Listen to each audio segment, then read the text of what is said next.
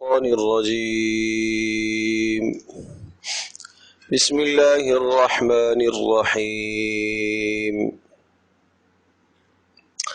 يا أيها النبي حسبك الله ومن اتبعك من المؤمنين يا أيها النبي حرض المؤمنين على القتال إن يكن منكم 20 صابرون يغلبوا 200 وإن يكن منكم 100 يغلبوا 1000 من الذين كفروا بأنهم قوم لا يفقهون الآن خفف الله عنكم وعلم أن فيكم ضعفا فإن يكن منكم 100 صابرة يغلبوا 200 وإن يكن منكم 1000 يغلبوا 2000 بإذن الله والله مع الصابرين يا أيها النبي حسبك الله ومن اتبعك من المؤمنين اے نبی حسبک اللہ، اللہ تبارک و تعالی آپ کے لیے کافی ہے، آپ کی مدد کو اللہ کافی ہے۔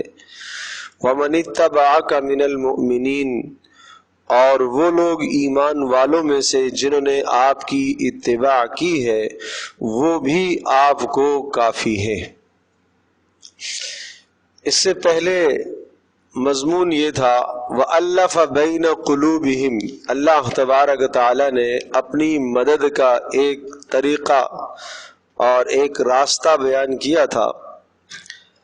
وَإِن يُرِيدُوا أَن يَخْدَعُوكَ فَإِنَّ حَسْبَكَ اللَّهُ، اس سے پہلی آیت میں کہ اگر کافر آپ کے ساتھ دھوکہ کرے اور بظاہر وہ صلح کر لے اور حقیقت میں وہ دھوکے میں مبتلا ہو۔ آیت نمبر 62 61-62 تو فَإِنَّ حَسْبَكَ اللَّهُ، اللہ پاک آپ کے لیے کافی ہے۔ هُوَ الَّذِي أَيَّدَكَ بِنَصْرِهِ وَبِالْمُؤْمِنِينَ، اور اللہ تبارک تعالیٰ نے آپ کو تقویت دی ہے اپنی غیبی مدد سے اور ایمان والوں کے ذریعے سے۔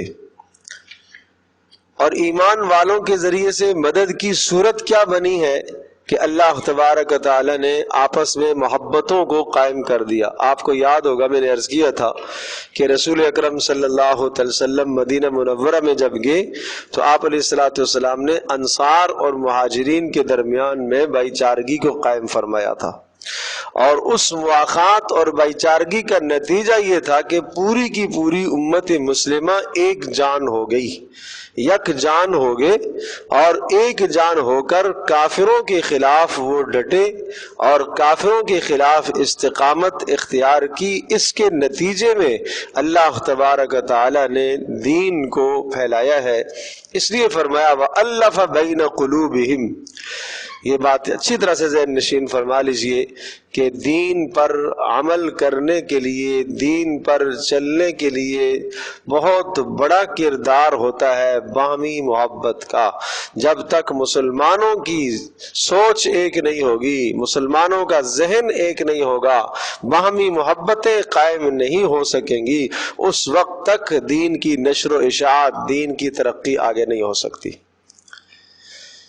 تو اتحاد بڑی بنیادی چیز ہے۔ اس لیے رسول پاک صلی اللہ علیہ وسلم پر اللہ کا یہ بہت بڑا فضل ہوا کہ اللہ تبارک تعالیٰ نے انصار اور مہاجرین کو باہمی جوڑا، اور مدینہ منورہ میں جو قبائل پہلے سے آباد تھے، اوس اور خزرج، ان کے جتنے بھی اختلافات تھے وہ سب کے سب اختلافات مٹ گئے اور آپس میں محبتیں قائم ہو گئی۔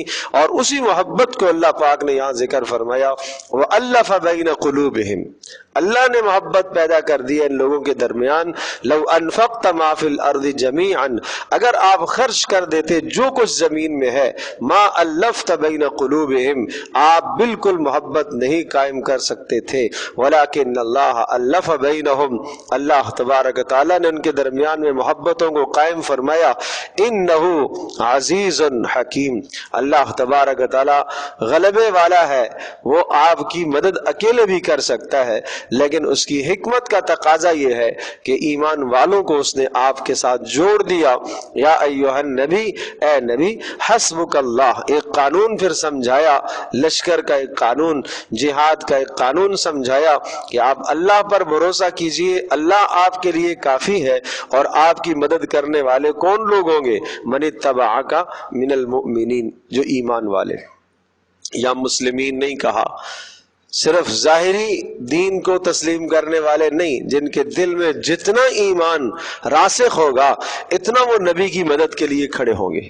میرا عزیز دوستوں اور بزرگوں اور ماں اور بہنوں، یہ آیت مجھے بھی، آپ کو، ہم سب کو خطاب کر رہی ہے۔ ہم سب میں سے ہر شخص کو رسول اکرم صلی اللہ علیہ وسلم کی مدد کرنی چاہیے، جس کی جو حیثیت ہے، جس طرح سے جس کی حیثیت بنتی ہے، رسول اکرم صلی اللہ علیہ وسلم کے دین کی مدد کرو، اور نبی کے دین کی مدد کرنا نبی کی مدد کرنا ہے۔ وَمَنِ اتَّبَعَكَ مِنَ الْمُؤْمِنِينَ، صحابہ نے کس طرح سے رسول پاک صلی اللہ علیہ وسلم کی مدد کی؟ اپنی جانوں کو پیش کیا، اپنے مالوں کو پیش کیا، اپنے گھر بار پیش کیے، اپنی عزتیں پیش کی ہیں، اپنا سب کچھ دین پر لگایا، رسول اکرم صلی اللہ علیہ وسلم کے دین کے لیے اپنا سب کچھ قربان کیا، پھر جا کر اللہ تبارک تعالیٰ نے اس دین کو ترقی عطا فرمائی۔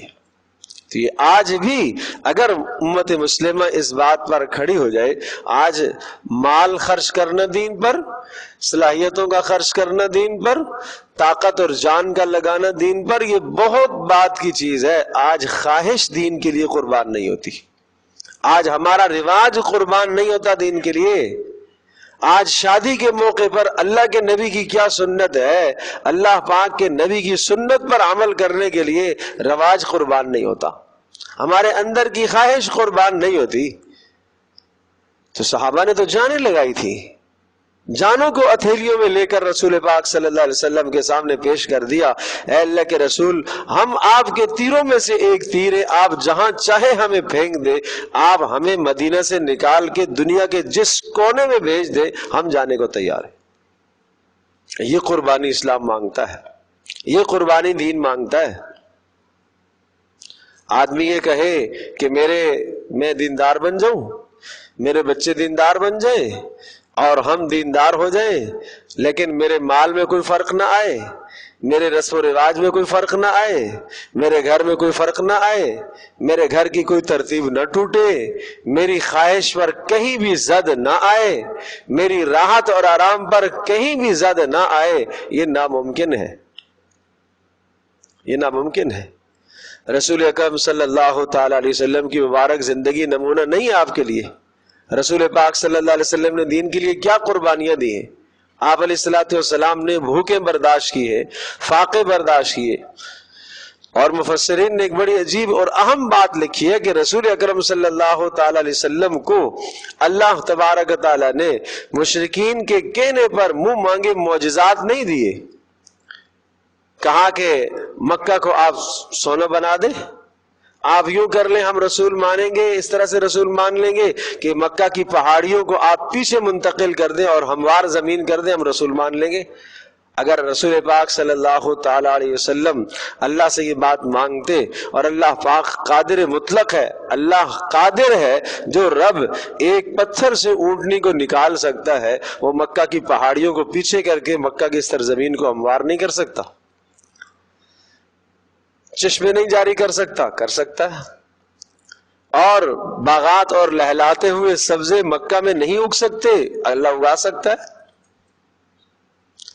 لیکن اللہ تبارک تعالیٰ نے ان سب صورتوں کو نہیں اختیار فرمایا، نبی علیہ الصلوۃ والسلام کی مشقت کو بنیاد بنایا گیا دین کے پھیلنے کے لیے، تاکہ قیامت تک آنے والے لوگوں کے لیے ایک ذریعہ بنے کہ نبی نے دیکھو نا کیا قربانیاں دی ہیں، آپ نے اپنے جسم کو لو لوہان کرا دیا ہے، آپ زخمی ہو گئے، آپ علیہ الصلوۃ والسلام کو گھر چھوڑنا پڑا، آپ کو اپنا شہر چھوڑنا پڑا، آپ علیہ الصلوۃ والسلام کو اپنی صحابہ کی جانیں دینی پڑی، آپ علیہ الصلوۃ والسلام کو کتنی قربانیاں دینی پڑی۔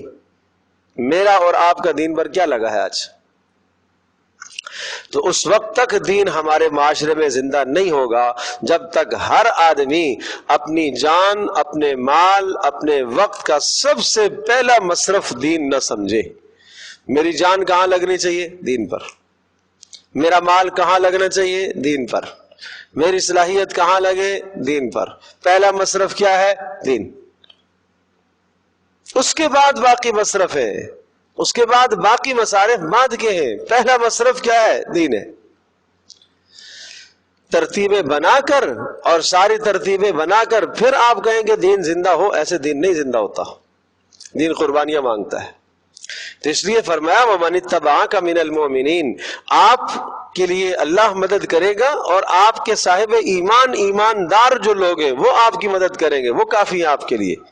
آج کون ایماندار رسول پاک صلی اللہ علیہ وسلم کے دین کی مدد کر رہا ہے؟ کچھ طبقہ اہل علم کا، علماء، ہم سمجھتے ہیں شاید وہ دین کی محنت کر رہے ہیں، ان سے رہی صحیح بات کچھ طبقہ تبلیغ والوں کا سمجھتے ہیں کہ شاید یہ دین کی محنت کر رہے ہیں، میرا کام نہیں ہے۔ کچھ طبقہ خانقاہوں کا ہے، شاید یہ دین کا کام کر رہا ہے۔ کچھ طبقہ اپنی جانوں کے نذرانے اللہ کی راہ میں پیش کر رہا، ہم سمجھتے ہیں کہ شاید یہی کافی ہے۔ نہیں، ہر آدمی کی ذمہ داری ہے۔ رسول اکرم صلی اللہ علیہ وسلم کے زمانے میں ہر آدمی اپنی جان، مال، وقت کا پہلا مصرف دین سمجھتا تھا۔ یا ایھا النبی حرض المؤمنین علی القتال، اے نبی آپ ایمان والوں کو آمادہ کرتے رہیے، تیار کرتے رہیے، علی القتال، قتال پر۔ جب مسلمانوں کی طاقت یکجا ہو جاتی ہے اور باہمی اتحاد اور اتفاق ہو جاتا ہے تو یہ آپس کا اتحاد، اس کے بعد جب آپس میں قوم متحد ہوتی ہے پھر جا کر باطل سے ٹکراتی ہے تو پھر اللہ پاک دین کو غلبہ عطا کرتا ہے۔ یہ باطل کو ٹکرانے کے ساتھ، باطل کے ساتھ ٹکرانے کے لیے رسول اکرم صلی اللہ علیہ وسلم کو تیاری کرنے کا حکم دیا گیا۔ حرض المؤمنین علی القتال، آپ ایمان والوں کو قتال اور جہاد پر تیار کیجیے۔ ان یکم منکم 20 صابرون یغلبوا 200، ان یکم منکم، اور اگر ہو تمہارے میں سے 20 لوگ، صابرون صبر کرنے والے، 20 استقامت سے لڑنے والے، یغلبوا 200، یہ 20 غالب آ جائیں گے 200 پر، یہ 200 پر غالب آئیں گے، اللہ کی مدد آئے گی۔ لیکن شرط ہے صابرون ہو۔ وہ 20 کیسے ہونے چاہیے؟ استقامت اختیار کرنے والے، اللہ کے راہ میں ڈٹنے والے۔ وَإِن يَكُن مِّنكُم مِّائَةٌ، اور اگر 100 ہو، وَإِن يَكُن مِّنكُم، اگر تم میں سے ہو، 100 يَغْلِبُوا 1000، یہ 100 غالب آئیں گے 1000 پر، مِنَ الَّذِينَ كَفَرُوا، کافروں کے مقابلے میں 100 1000 پر غالب آئے گا۔ یہ اس وقت کی بات ہے جب بدر کا معرکہ قائم ہوا تھا، تو بدر کے معرکے کے اندر کہا کہ اگر تمہارے 20 آدمی ہوئے، اللہ کی مدد آئے گی، تم 200 پر غالب آ جاؤ گے، اور تم 100 ہوئے تو تم 1000 پر غالب آ جاؤ گے۔ اگر تم 100 ہو اور سامنے 1000 کا لشکر ہے تو تمہیں پیچھے ہٹنے کی اجازت نہیں ہے، بھاگنے کی اجازت نہیں۔ لیکن بدر کے بعد پھر اللہ تبارک تعالیٰ نے تخفیف کر دی ہے، اور اللہ تبارک تعالیٰ نے رخصت دے دی تھی کہ اب الآن خفف اللہ، ہاں پیچھے دیکھ لیں ذرا، وَإِن يَكُن مِّنكُم مِّائَةٌ، اور اگر تمہارے 100 ہو، یغلبوا، وہ غالب آ جائیں گے، 1000 پر، من الذین کفروا، کافروں کے 1000 پر، بِأَنَّهُمْ قَوْمٌ لَا يَفْقَهُونَ۔ یہ کیوں تمہارے 1000 پر کیوں غالب آ جائیں گے اور وہ کافر 1000 کیوں مغلوب ہو جائیں گے؟ اس لیے وجہ بیان کی، بِأَنَّهُمْ قَوْمٌ لَا يَفْقَهُونَ، اس لیے کہ اللہ کی عظمت کو وہ نہیں سمجھتے۔ اور پیارے پیغمبر صلی اللہ علیہ وسلم کا فرمان ہے، جو اللہ کو یاد نہیں رکھتا وہ تو مردہ ہوتا ہے۔ تو مردے ہیں، سارے مرے ہوئے، اللہ پاک تمہاری مدد کرے گا۔ الآن خفف اللہ، اب اللہ پاک نے تخفیف کر دی ہے، عنکم تم سے، وعلم، اور اللہ پاک جان چکا ہے، جانتا ہے خوب، ان فیکم ضعفا، کہ تم میں کچھ کمزور ہوں گے۔ قیامت تک آنے والی افواج اب کمزوریاں تو آ ہی گئی ہیں، ایمانی کمزوریاں آ گئی ہیں، اللہ کی ذات عالی پر بھروسے میں کمی آ گئی ہے، اور اللہ کی راہ میں جان پیش کرنے کا، جان کا نذرانہ پیش کرنے کے سلسلے میں کچھ کمزوری تو آ گئی ہے۔ اب کیا ہے؟ اب یہ قانون رہے گا، فَإِن يَكُن مِّنكُم مِّئَةٌ صَابِرَةٌ، اگر تمہارے 100 ہوں گے، مِّئَةٌ 100، صابرۃ جمنے والے، یغلبوا مِّئَتَیْن، یہ 100 کافروں کے 200 پر غالب آئیں گے۔ اللہ پاک تمہاری مدد کرے گا۔ اب اگر تمہارا اب حال یہ ہے کہ اگر تم ایک ہو اور سامنے 2 کافر ہیں تو ہمارے مقابلے میں بھاگنے کی اجازت نہیں ہے۔ ہاں 3 کافر سامنے آگے اور آپ 1 ہو تو پیچھے ہٹنے کی تمہیں اجازت ہے، پھر تمہیں اجازت ہے، لیکن اگر 2 کافر ہیں تمہارے مقابلے میں اور تم 1 ہو تو تمہیں بھاگنے کی اجازت نہیں۔ وَإِن يَكُن مِّنكُمْ أَلْفٌ، اور اگر اب تمہارے 1000 ہوں، یغلبوا، یہ غالب آئیں گے، الفین بإذن اللہ، 2 کافروں کے 2000 پر غالب آئیں گے، لیکن یاد رکھنا واللہ مع الصابرین، اللہ کی مدد تو صبر کرنے والوں کے ساتھ ہے، استقامت اختیار کرنے والوں پر اللہ کی مدد آیا کرتی ہے۔ اللہ کی مدد کا وعدہ استقامت کے ساتھ ہے، اور استقامت سے مراد کافروں کے مقابلے میں جمنا بھی ہے، اور استقامت سے مراد دین پر استقامت بھی ہے، دین پر استقامت بھی ہے۔ نافرمانی اور گناہوں کی وجہ سے اللہ کی مدد رک جایا کرتی ہے۔ ما کان لنبی ان یکون له اسرا حتی یسخن فی الارض تریدون عرض الدنیا واللہ یرید الآخرہ واللہ عزیز حکیم۔ بدر میں کافروں کی جانب سے 70 قیدی بن گئے، 70 تو مارے گئے، سرداران بڑے بڑے، اور 70 قیدی ہو گئے۔ اور عجیب بات، ان قیدیوں میں بڑے بڑے کچھ اور رؤسا بھی تھے۔ قیدیوں میں رسول پاک صلی اللہ علیہ وسلم کے عم محترم عباس بھی تھے، چچا عباس قیدیوں میں تھے، اور اسی طرح سے جناب حضرت علی کے بھائی بھی تھے، اور بہت قرابت دار تھے۔ تو آپ علیہ الصلوۃ والسلام نے ان قیدیوں کے حوالے سے صحابہ سے مشورہ کیا کہ کیا کیا جائے۔ اللہ پاک کی طرف سے بڑے عجیب فیصلے ہوتے ہیں کبھی کبھی۔ تو رائے یہ آئی کہ ان قیدیوں کو فدیہ لے کر آزاد کر دیا جائے۔ اچھا، فدیہ لے کر آزاد کیا جائے گا تو فدیہ سے ہمیں 2 فائدے ہوں گے۔ ایک فائدہ تو یہ ہوگا کہ اس وقت مسلمانوں کو شدید مال کی ضرورت ہے، اور مسلمانوں کی ظاہری جو ہے وہ مال کی منفعت جو ہے وہ پوری ہو جائے گی، اور ظاہری فائدہ مال کا ہمیں حاصل ہو جائے، اور یہ کوئی بری رائے بھی نہیں تھی۔ اور دوسرا یہ ہے کہ اگر ہم ان کو آزاد کر دیں گے تو ممکن ہے ان میں کوئی لوگ مسلمان ہو جائے، اور مسلمان ہو جائیں گے تو اصل جہاد کا مقصد اسلام کے اندر لوگوں کو داخل کرنا ہے، قتل و غارت اصل مقصد تو نہیں ہے۔ ہاں جو رکاوٹ ہے اس رکاوٹ کو، اس پھوڑے کو راستے سے ہٹایا جاتا ہے۔ تو لہٰذا ان 2 مقاصد کے پیش نظر اکثر صحابہ کی یہ رائے تھی کہ فدیہ لے کر آزاد کر دیا جائے، اور فدیے میں بڑے بڑے مال آئے۔ عباس کے پاس بھی مال تھا، اچھا خاصا مال تھا، بعض روایت میں 3 اونٹ لاد کے لے آئے تھے سونے سے بھرے ہوئے، اور کہا کہ جناب یہ میں کفار کے ساتھ آج مال خرچ کروں گا مسلمانوں کے خلاف بدر کے موقع پر۔ تو وہ سارے کے سارے مال سمیت ہی گرفتار ہو گئے۔ تو آپ نے کہا کہ چچا 2 بھتیجوں کا فدیہ بھی آپ کو دینا پڑے گا۔ تو پھر چچا نے کہا کہ اگر بھتیجوں کا فدیہ میں دوں گا تو مجھے تو پھر قریش سے بھیک مانگنا پڑے گی، میرے پاس بچے گا کیا، اور مال ہی نہیں ہے میرے پاس، سارا یہی ہے۔ تو آپ نے فرمایا جو آپ اپنی بیوی چچی کو ام الفضل کو جو گھر چھوڑ کر آئے ہیں، دے کر آئے ہیں، اس کا کیا بنے گا؟ تو کہا کہ آپ کو کس نے بتایا، حالانکہ یہ رات کی تاریکی اور تنہائی میں اپنی اہلیہ کو دے کر آئے تھے مال۔ آپ نے فرمایا مجھے اللہ نے بتایا ہے، مجھے اللہ نے خبردار کیا۔ تو اسلام کے متعلق کچھ نہ کچھ ذہن میں سوالات تھے عباس کے، تو رسول اکرم صلی اللہ علیہ وسلم کے اس بیان کے بعد مزید ان کا دل ایمان کی طرف راغب ہوا، تو انہوں نے کلمہ پڑھ لیا۔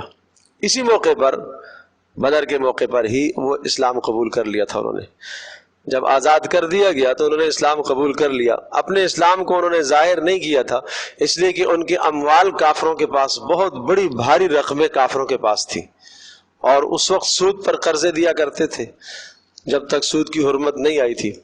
تو اس لیے پھر اس مال کے خاطر جو ہے انہوں نے اپنے اس اسلام کو اپنا ظاہر نہیں کیا، اور رسول پاک صلی اللہ علیہ وسلم کی اجازت بھی تھی۔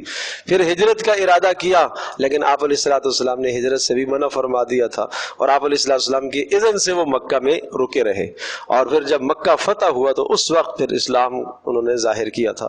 تو بہرحال جب یہ صحابہ کی رائے ہوئی کہ بھئی یہ کر لیا جائے کہ مال لے کر آزاد کر دیا جائے، اور دوسری صورت یہ ہے کہ ان کو قتل کر دیا جائے، جتنے بھی قیدی ہیں ان قیدیوں کو قتل کر دیا جائے، تو دونوں رائے جب سامنے آئی تو حضرت عمر رضی اللہ تعالی عنہ اور سعد بن معاذ رضی اللہ تعالی عنہ، ان دو اشخاص کی رائے تھی کہ ان کو قتل کیا جائے، اور قتل اس طرح سے کیا جائے گا کہ جو جس کا ہے اسی کے سپرد کیا جائے۔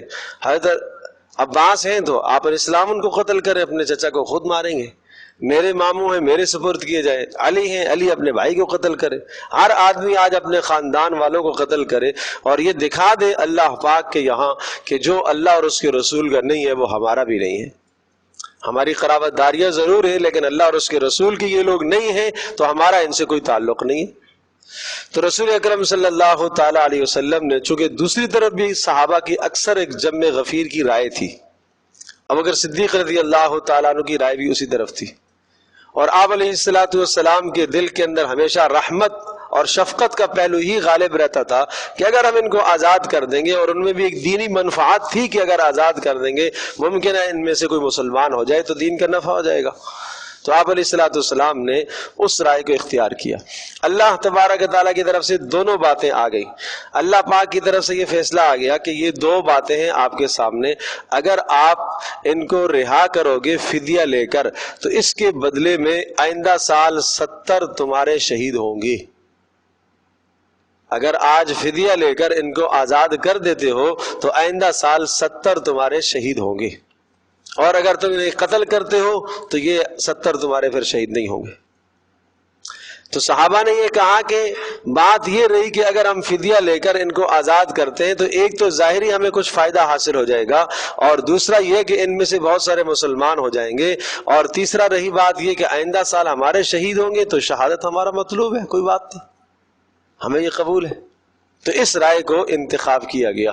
جب اس رائے کو انتخاب کیا تو اس کے بعد اللہ تبارک تعالیٰ نے پھر یہ عتاب نازل فرمایا، اور اللہ پاک کو یہ رائے پسند نہ تھی، یعنی گو کہ مشاورت ہوئی ہے تو اللہ تبارک تعالیٰ کو دوسری والی رائے وہ زیادہ پسند تھی۔ وجہ کیا تھی کہ اس وقت تک قیدیوں کو آزاد نہ کیا جائے جب تک کفر کی کمر نہ ٹوٹ جائے۔ ہاں، کفر کی کمر ٹوٹ جائے، جیسے سورہ محمد کے اندر آتا ہے فَإِذَا لَقِيتُمُ الَّذِينَ كَفَرُوا فَضَرْبَ الرِّقَابِ، جب کافروں سے تمہاری ملاقات ہو اور پھر ان کی تم گردنیں مارو، حَتَّى إِذَا أَسْخَنْتُمُوهُمْ، جب تم خوب خون ریزی کر چکو اور کفر کی طاقت ٹوٹ جائے تو فشد الوثاق، اب ان کو قیدی کرو، فإما منًا بعد وإما فداء حتى تضع الحرب أوزارها، اب اس کے بعد تمہاری مرضی، چاہے فدیہ لے کے چھوڑ دو چاہے ویسے تم آزاد کر دو، تمہاری مرضی، لیکن جب تک کفر کی کمر نہ ٹوٹے، جب تک کفر کا ہولڈ ختم نہ ہو اس وقت تک تمہیں نہیں چھوڑنا چاہیے تھا۔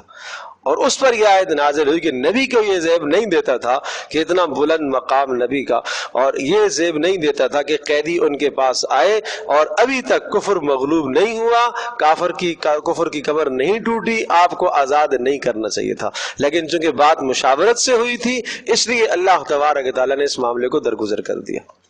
اب دیکھیں، ما کان لنبی، فرمایا نبی کو یہ مناسب نہ تھا ان یکون لہ اسرا، کہ نبی کے پاس قیدی ہوتے، حتی یسخن، تو قیدیوں کو آزاد کر دیتا، حتی یسخن، یہاں تک کہ خوب خون ریزی کر دی جاتی، فی الارض، زمین کے اندر، تریدون عرض الدنیا، تم ظاہری مال چاہتے ہو۔ اب تریدون عرض الدنیا، اس کی نسبت براہ راست صحابہ کی طرف فرمائی، اس لیے کہ صحابہ کی یہ رائے تھی کہ اگر ہم فدیہ لے کے چھوڑ دیں گے تو کچھ ہمیں ظاہری فائدہ ہو جائے گا، گو کہ وہ فائدہ نیک نیتی پر مبنی تھا، لیکن ایک بلند جو مقام تھا رسول پاک صلی اللہ علیہ وسلم کے تربیت یافتہ، صحبت یافتہ تھے، ان کے مقام کے یہ مناسب نہ تھا، انہیں وہی والی صورت اختیار کرنا چاہیے تھی جو اللہ کے نزدیک پسند تھی۔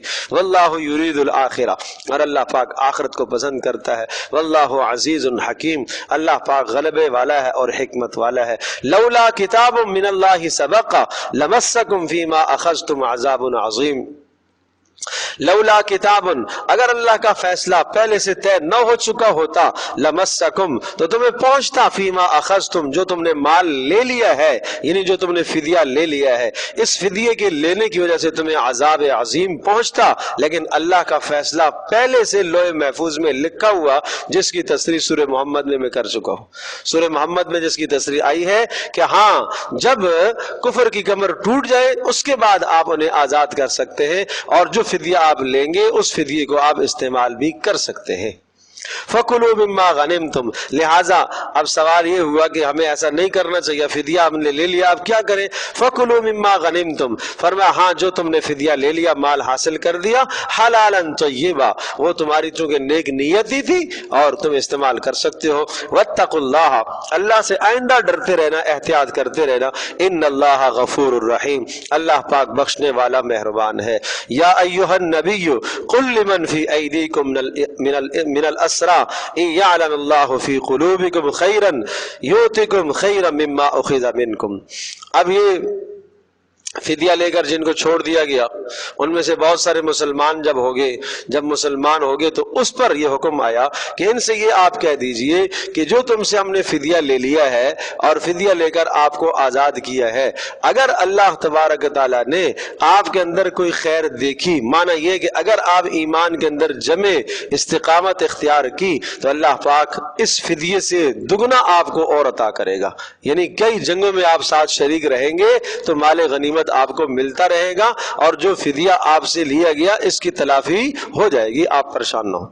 یا ایھا النبی، اے نبی، قل کہہ دیجئے، لمن فی ایدیکم، جو آپ کے ہاتھوں میں قیدی بن کر آگے، ان یعلم اللہ، اگر اللہ تبارک تعالیٰ سمجھے گا، جانتا ہے، فی قلوبکم، تمہارے دلوں میں، خیرن، کوئی خیر اور بھلائی اور انابت اللہ کی طرف تم نے رجوع کیا، تو یؤتکم خیرن، اللہ تمہیں عطا کرے گا، خیرن، بہتر، مما، اس مال سے، اخذا، جو لیا گیا، منکم، تم سے، اور مزید، ویغفر لکم، اللہ تمہارے گناہوں کو بھی معاف کرے گا، واللہ غفور الرحیم، اللہ پاک بخشنے والا مہربان ہے۔ وَإِن يُرِيدُوا خِيَانَتَكَ فَقَدْ خَانُوا اللَّهَ مِن قَبْلُ فَأَمْكَنَ مِنْهُمْ، اور یاد رکھیے، وَإِن يُرِيدُوا خِيَانَتَكَ، اگر آپ سے نقض عہد کرتے ہیں کسی موقع پر، وعدے کی خلاف ورزی کرتے ہیں، فَقَدْ خَانَ اللَّهَ مِن قَبْلُ، تو اس سے پہلے بھی یہ خیانتیں کر چکے، فَأَمْكَنَ مِنْهُمْ، اللہ تبارک تعالیٰ نے آپ کو ان کے خلاف قدرت دی ہے، واللہ علیم حکیم،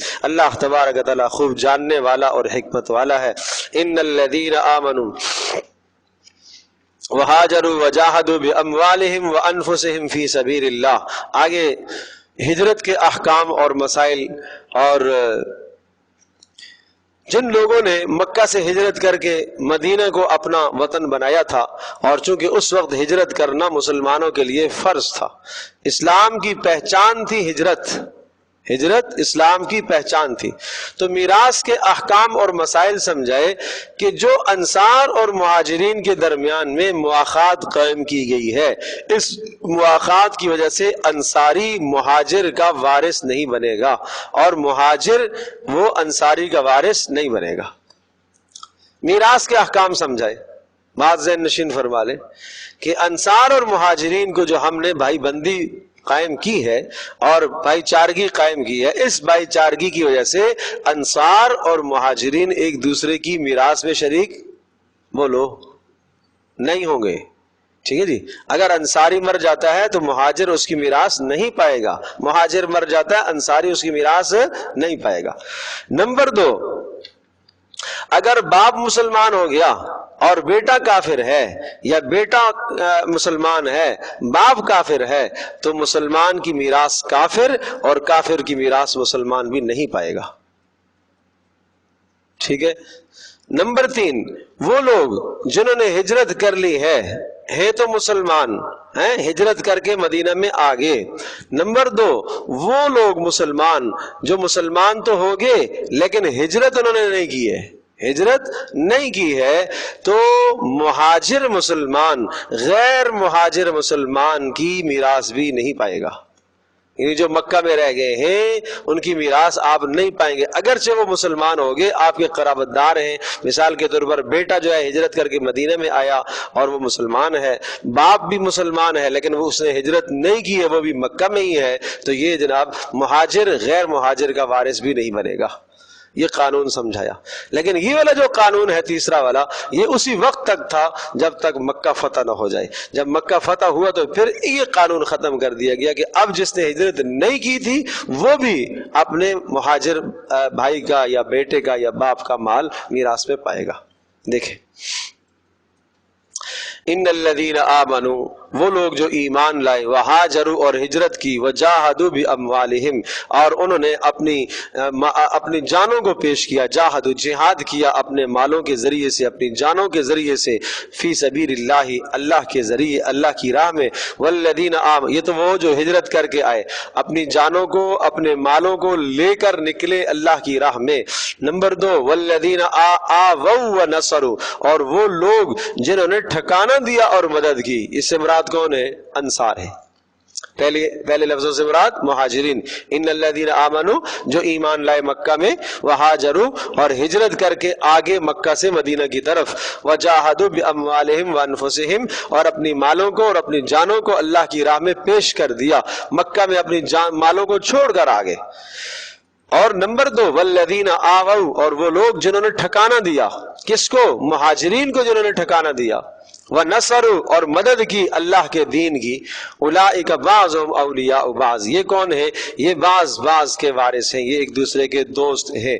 والذین آمنوا ولم یہاجروا ما لکم من ولایتہم من شیء. یہاں پر جو بات ہے کہ اولئک بعضهم اولیاء بعض، یہ بعض کے اولیاء ہیں. تو بعض کے اولیاء سے مراد یہ ہے کہ مراد اس سے مدد کریں گے ایک دوسرے کی، میراث نہیں ہے، میراث کی ولایت نہیں ہے یہاں پر. والذین آمنوا اور فرمایا کہ وہ لوگ جو ایمان لے آئے، ولم یہاجروا لیکن ہجرت نہیں کی، ما لکم من ولایتہم من شیء فرمایا کہ ان کی ولایت میں سے تمہیں کچھ بھی نہیں ملے گا. معنی یہ کہ ان کی میراث میں سے آپ کچھ نہیں پائیں گے، نہ وہ آپ کی میراث سے کچھ پائیں گے. حتی یہاجروا، یہاں تک کہ وہ مدد کرے، ہاں یہاں تک کہ وہ ہجرت کر کے آ جائیں. وَإِنِ اسْتَنصَرُوكُمْ فَعَلَيْهِ فِي الدِّينِ فَعَلَيْكُمُ النَّصْرُ.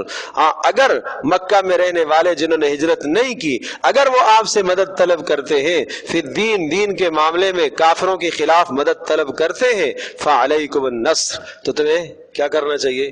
مدد کرنی چاہیے، مدد کرنا چاہیے تمہیں. جو ہجرت کر کے نہیں آئے اگر تم سے مدد طلب کرتے ہیں کافروں کے خلاف تو امداد کرنی چاہیے. لیکن الا علی قوم بینکم وبینہم میثاق، لیکن اگر کسی ایسی قوم کے خلاف مدد طلب کر رہے ہیں کہ جس قوم کا آپ کے ساتھ معاہدہ ہوا ہے تو پھر آپ مدد نہیں کریں گے. کتنا اہم اصول ہے کہ مکہ کے اندر جو رہنے والے ہیں مسلمان ہو گئے، ہجرت کر کے وہ نہیں آئے، اگر وہ آپ سے مدد کسی بھی موقع پر طلب کرتے ہیں کافروں کے خلاف تو کیا قانون سمجھایا؟ آپ کو مدد کرنی ہے. لیکن اگر وہ مدد طلب کر رہے ہیں کسی ایسی قوم کے خلاف کہ جس قوم کے ساتھ آپ کا معاہدہ ہوا ہے تو پھر آپ نے مدد نہیں کرنی. اسلام وعدوں کی پاسداری کرتا ہے. کس قدر وعدوں کی پاسداری کا خیال کیا گیا، اور آپ حیران ہوں گے بدر کے موقع پر کس قدر شدید ضرورت ہے رسول پاک صلی اللہ علیہ وسلم کو اور صحابہ کو، افراد کی کتنی ضرورت ہے، کتنے قلیل لوگ ہیں اس وقت. اسی اثنا میں بدر کے موقع پر ایک صحابی مکہ سے آئے، ہجرت کر کے آئے، راستے میں کافروں نے پکڑ لیا اور اس شرط پر انہوں نے چھوڑا کہ ہم آپ کو اس شرط پر چھوڑیں گے، ہمارے سے وعدہ کریں کہ آپ اس موقع پر میدان بدر کے اندر آپ ہمارے خلاف مسلمانوں کے ساتھ مل کر نہیں لڑیں گے۔ تو اس شرط پر انہوں نے رہائی حاصل کی اور رسول پاک صلی اللہ علیہ وسلم کی خدمت میں آئے کہ اللہ کے رسول میں آ گیا ہوں، میں نے ان کے ساتھ یہ وعدہ تو کیا ہے لیکن میں لڑنے کے لیے تیار ہوں۔ آپ نے فرمایا نہیں، وعدے کی پاسداری کرو۔ کیا کرو؟ وعدے کی پاسداری۔ کس کے ساتھ وعدہ کر کے آئے تھے؟ کافروں کے ساتھ۔ آج مسلمان کے ساتھ وعدہ کرتا ہے اور اس وعدے کی پھر دھجیاں اڑاتا ہے۔ کوئی کون سی بات ہے، میں نے وعدہ کیا تھا، کوئی فرض تھوڑا ہی تھا، میں نے دینا تھوڑا ہی تھا۔ عہد کا تو تصور ہی ختم ہو گیا آج۔ نقض عہد تو اتنا آسان معاملہ سمجھتے ہیں آج، وعدے کا توڑنا تو اتنا آسان سمجھتے ہیں، کوئی مسئلہ ہی نہیں ہے۔ منگنی کر لی، نقض عہد ہے، توڑنا اس کا نقض عہد ہے، وعدہ توڑنا ہے، بلا وجہ کے یہ وعدہ توڑنا ہے۔ کوئی بھی کسی بھی قسم کا معاہدہ ہے، وعدہ توڑنا ہے۔ کسی سے کوئی آدمی قرض لیتا ہے، بھائی فلاں تاریخ کو میں دوں گا، نہیں دے رہا، وعدہ توڑ رہا ہے نا۔ میں یہ کام کروں گا، نہیں کر رہا، نقض عہد ہے۔ اور قرآن مجید میں اس قدر تاکید کی گئی ہے وعدے کی پاسداری کی، اور رسول پاک صلی اللہ علیہ وسلم نے تو یہاں تک ارشاد فرمایا لا ایمان لمن لا عہد لہ، جس شخص کی زندگی میں وعدے کا نبھا نہیں ہے اس کے ایمان کا اعتبار ہی نہیں ہے۔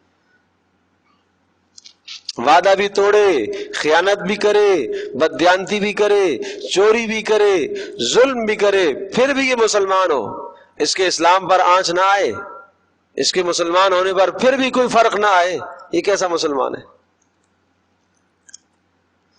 تو اس لیے ضرورت اس بات کی ہے کہ ہم سب سے پہلے اپنی زندگی سے شروع کریں بھائی، ایک ایک قرآن کے حکم کا خیال رکھا کریں، رعایت کیا کریں۔ یہ اللہ پاک کا عجیب کلام ہے، یہ تو قیامت تک اللہ کا کلام ہے نا۔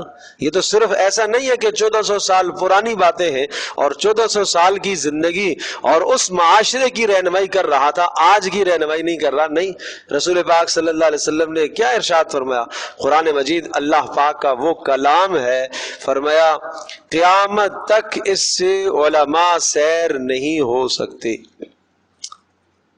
اس سے علماء سیر نہیں ہو سکیں گے، ساری زندگی موت تک، قیامت تک اس سے موتیاں نکلتی رہیں گی۔ یہ ایسا نہیں ہے کہ یہ وہ خزانہ ہے کہ بس اب موتیاں ختم ہو گئی ہیں، نہیں، ہر زمانے کے اعتبار سے موتیاں نکلیں گی۔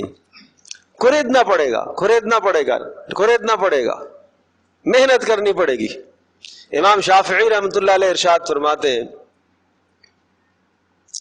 ایک آیت ایک مسئلے کے لیے میں نے 300 مرتبہ قرآن کا مطالعہ کیا، 300 مرتبہ مجھے وہ مسئلہ نہیں ملا، اور جب 301 بار ہوئی تو مجھے وہ مسئلہ مل گیا قرآن سے، مجھے وہ مسئلہ قرآن سے مل گیا۔ آج ہم نے مسئلہ کبھی قرآن سے بھی نکالا ہے؟ کبھی سوچا ہے کہ قرآن میں میرے مسئلے کا بھی حل موجود ہے؟ رسول اکرم صلی اللہ تعالی علیہ وسلم کا ارشاد فرمانا ہے، حضرت علی ارشاد فرماتے رضی اللہ تعالی عنہ کہ رسول پاک صلی اللہ علیہ وسلم نے بتایا فتنوں کا زمانہ آئے گا۔ آج فتنہ ہے، مال کا فتنہ، اقتدار کا فتنہ، ہوس کا فتنہ، کیا کچھ فتنے نہیں ہیں۔ ایسے فتنے آئیں گے کہ صبح کو آدمی مسلمان، شام کو کافر، شام کو مسلمان، صبح کافر ہو جائے گا۔ اس قدر فتنوں کی الغار ہوگی۔ پوچھا اللہ کے رسول فتنے سے خلاصی کی کیا صورت؟ کہا قرآن۔ اللہ اکبر، فیہ نبأ ما کان قبلکم، تم سے پہلوں کی خبریں اس میں موجود ہیں۔ اپنے ماضی کے حالات کو قرآن پر پیش کرو، تمہیں قرآن رہنمائی دے گا، اور آنے والے حالات کو قرآن پر پیش کرو، تمہیں قرآن رہنمائی دے گا۔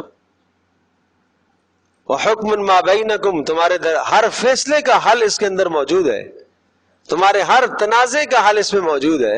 بھائی 2 آدمیوں میں تنازع ہو گیا ہے، 2 آدمیوں میں لڑائی ہو گئی ہے، جھگڑا ہو گیا ہے، تو اب اس تنازع کا حل کہاں سے نکلے گا؟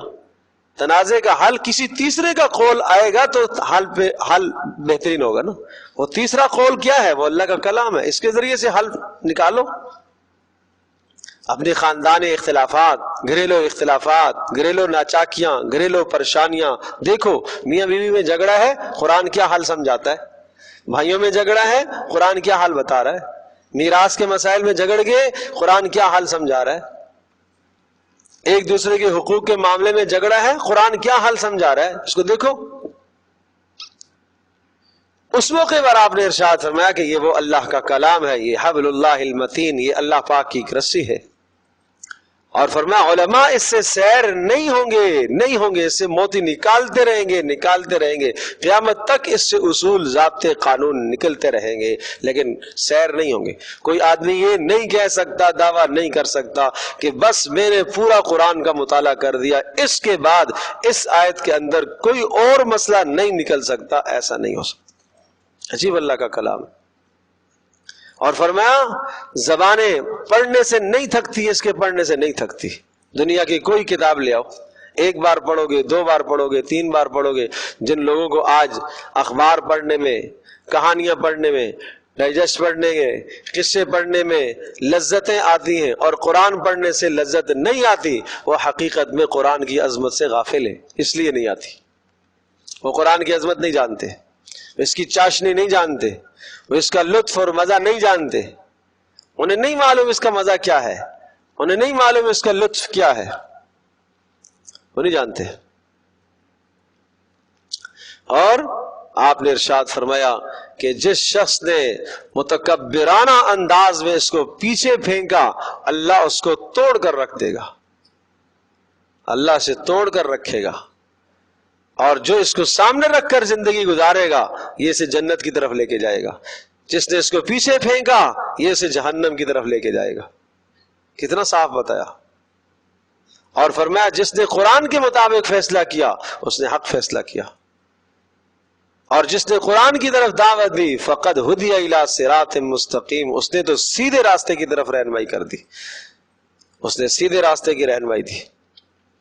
تو اس لیے میرے عزیز دوستوں اور بزرگوں، ضرورت ہے قرآن کی عظمت اپنے دلوں میں آنی چاہیے. اس وقت آج امت کا سب سے بڑا المیہ کیا ہے؟ ہم قرآن سے دور ہو گئے. کتنے خوبصورت کلمات ہیں، واللہ بما تعملون بصیر، اللہ پاک خوب جانتا ہے جو تم کرتے ہو، تمہارے اعمال سے باخبر ہے. اگر تم نے وعدے توڑے، اللہ جانتا ہے. والذین کفروا بعضهم اولیاء بعض، اور سمجھو اس بات کو، والذین کفروا، اور وہ لوگ جو کافر ہیں، بعضهم اولیاء بعض، وہ بعض کے دوست ہیں. الکفر ملۃ واحدہ، سارا کا سارا کفر ایک جماعت بن جاتی ہے اسلام کے خلاف، سب جو ڈٹ جاتے ہیں. الا تفعلوه تکن، الا تفعلوه تکن فتنة فی الارض وفساد کبیر، اگر تم نے بامی آپس میں اتحاد نہ کیا، اگر تم نے ان امور کا خیال نہ رکھا، الا تفعلوه، اگر تم نے مسلمانوں کے ساتھ اپنے تعلقات کو استوار نہ کیا اور تم نے کافروں کے ساتھ دوستیاں کی، تکن فتنة فی الارض، پھر زمین میں فتنہ پھیلے گا، وفساد کبیر، پھر بڑے فساد آئیں گے. نبی کی سیرت سے، نبی کی زندگی سے ہٹو گے تو سخت فتنہ اور فساد ہے. یہ الفاظ ایک حدیث میں بھی اسی طرح سے آئے ہیں. فرمایا کہ جب کسی ایسے انسان کو دیکھو کہ جس کے اخلاق سے اور دین سے آپ کو اطمینان ہو گیا ہے تو اسے رشتہ دے دو. الا تفعلوا، اگر تم نہیں کرو گے اب، تکن فتنة فی الارض وفساد کبیر، وہاں الفاظ وفساد عریض، بڑا لمبا چوڑا فساد آئے گا. پھر ہاں، جس کے اخلاق سے اور جس کے دین سے تمہیں اطمینان ہے، اخلاق سے دین سے، اخلاق سے دین سے، مال کا تذکرہ نہیں کیا، شکل کا تذکرہ نہیں کیا، خوبصورتی کا تذکرہ نہیں کیا، اقتدار کا تذکرہ نہیں کیا، مال سے دین سے، مال سے دین سے، اخلاق سے. 2 باتیں بتائی بس. پیارے پیغمبر کا مشورہ ہے نا. آپ کسی شخص سے مشورہ مانگتے ہو، بھائی مجھے رائے دو، میں اپنی بیٹی کا رشتہ کرانا چاہتا ہوں، میں اپنی بیٹی کا نکاح کرانا چاہتا ہوں، کیسے شخص سے نکاح کراؤں؟ اللہ کے نبی نے مشورہ دیا ہے. نہ مانے، جب نہ مانے تو پھر کیا ہے؟ الا تفعلوا، نہیں کرو گے تو تکن فتنة فی الارض، فتنہ آئے گا، وفساد عریض، بڑا فساد پھر پھیلے گا. والذین آمنوا، اور وہ لوگ جو ایمان لائے، وہاجروا، اور انہوں نے ہجرت کی، وجاہدوا فی سبیل اللہ، اور انہوں نے اللہ کی راہ میں جہاد کیا، جانوں کو اور مالوں کو پیش کیا، والذین آووا ونصروا، اور وہ لوگ جنہوں نے ٹھکانہ دیا مہاجرین کو مدینہ میں، ونصروا، اور دین کی مدد کی، اولئک هم المؤمنون حقا، یہ ہے سچے مومن، یہ ہے سچے مومن۔ اب ذرا سورہ انفال کا شروع دیکھیں اور آخر دیکھیں، بڑا پیارا انداز ہے قرآن کا، بڑا پیارا انداز ہے، جہاں سے بات قرآن شروع کرتا ہے اختتام اسی کی طرف آتا ہے۔ پھر شروع دیکھیں ذرا،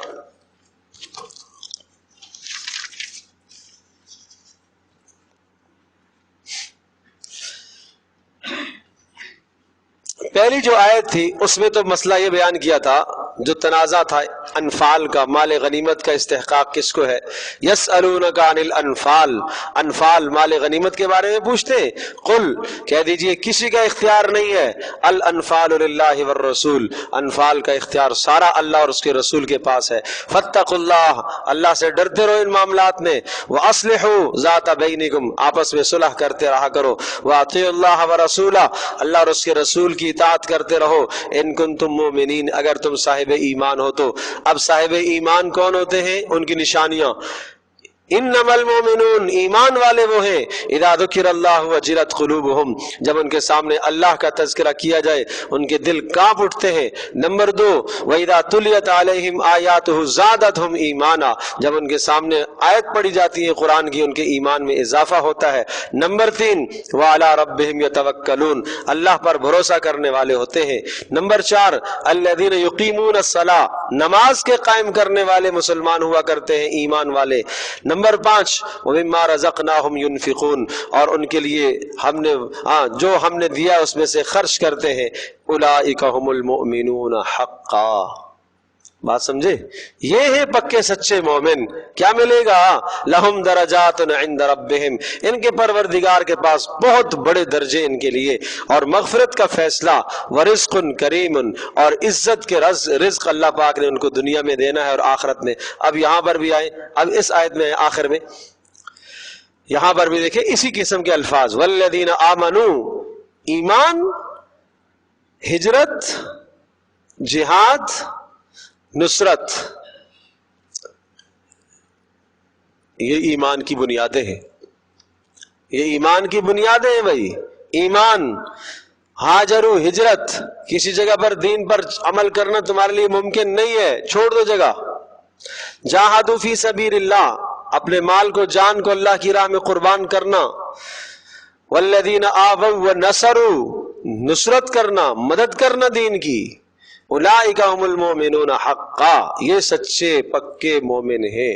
لہم مغفرۃ، وہی الفاظ جو آئے، لہم مغفرۃ، ان کے لیے مغفرت اور رزق کریم، ایسا لگے جیسا کہ ایک ادھر بریکٹ شروع اور یہ بریکٹ بند، یہ ایمان ہے بیچ میں، یہ بیچ میں ایمان ہے۔ اور دیکھو وہاں پر بھی ایک آیت پہلے تھی، یہاں پر بھی ایک آیت اس کے بعد ہے، وہاں پر بھی شروع میں ایک آیت الگ تھی، یہاں پر بھی آخر میں ایک الگ آیت ہے۔ والذین آمنوا، پھر دہرایا اسی مضمون کو، وہ لوگ جو ایمان لائے، من بعد، اس ہجرت کے بعد، وہاجروا وجاہدوا، نبی علیہ الصلوۃ والسلام، من بعد سے مراد نبی کی ہجرت کے بعد، آپ کے مدینہ آنے کے بعد، ہاں، جنہوں نے ایمان لایا اور ہجرت کی، وجاہدوا، اور تمہارے ساتھ انہوں نے جہاد بھی کیا، فاولئک منکم، وہ تم میں سے ہیں، وہ تم میں سے ہیں، وہ آپ کے ہیں، وہ آپ کے ہیں، وہ آپ کے ہیں۔ وَأُولُو الْأَرْحَامِ بَعْضُهُمْ أَوْلَىٰ بِبَعْضٍ فِي كِتَابِ اللَّهِ، رہی بات یہ کہ میراث، وَأُولُو الْأَرْحَام، قرابت دار، بَعْضُهُمْ أَوْلَىٰ بِبَعْضٍ، وہ بعض کے زیادہ مستحق ہیں اللہ پاک کی کتاب میں، اللہ کے علم میں، لہٰذا میراث کے استحقاق ان کو ملیں گے، میراث کے حقدار وہ ہوں گے جو اولو الارحام ہیں، قرابت داریاں ہیں، سمجھے جی۔ ان اللہ بکل شیء علیم، لہذا اللہ تبارک تعالیٰ خوب جانتا ہے، اور اس کی میراث کی تفصیل سورۃ النساء کے اندر آ چکی ہے، بات سمجھے جی۔ ہاں، تو یہ صفات اپنے اندر پیدا کرو، یہ خوبیاں اپنے اندر پیدا کرو۔ آخر میں جو کہی ہے کہ ایمان سچے مومن کون ہیں؟ سچے مومن آمنو وہاجروا وجاہدوا فی سبیل اللہ، اور 5 صفات پیچھے آئی ہیں، اور یہاں پر آووا ونصروا، دین کی مدد کرنا، اولئک هم المؤمنون حقا، یہ آدمی دعویٰ کر سکتا ہے سچے ایماندار ہونے کا۔